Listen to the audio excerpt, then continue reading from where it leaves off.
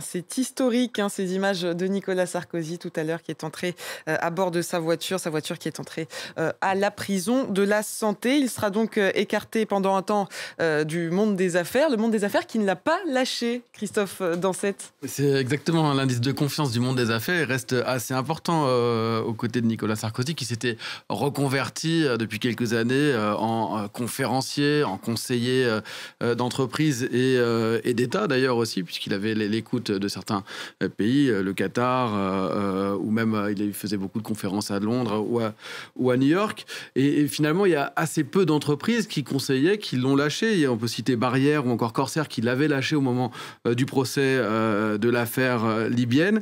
Mais pour les autres, il est encore en place et il reste en place, même en prison. Je pense par exemple à Natixis ou Marieton, qui est un groupe dans le domaine du tourisme, qui sont les clients de Nicolas Sarkozy, qui vont le garder comme conseiller. Et puis surtout aussi, il est membre des conseils d'administration de plusieurs groupes. Je pense par exemple à Lagardère ou encore à Accor. Dans ces deux groupes, il va rester au conseil d'administration, même pendant cette période de prison. Alors pourquoi ? Parce que ces deux groupes estiment que la condamnation n'est pas encore définitive et donc il a toutes ses raisons de pouvoir siéger. Donc on dit qu'il va écrire un livre pendant cette période d'incarcération. Il va également continuer à siéger d'une manière ou d'une autre et de conseiller sous ces conseils d'administration.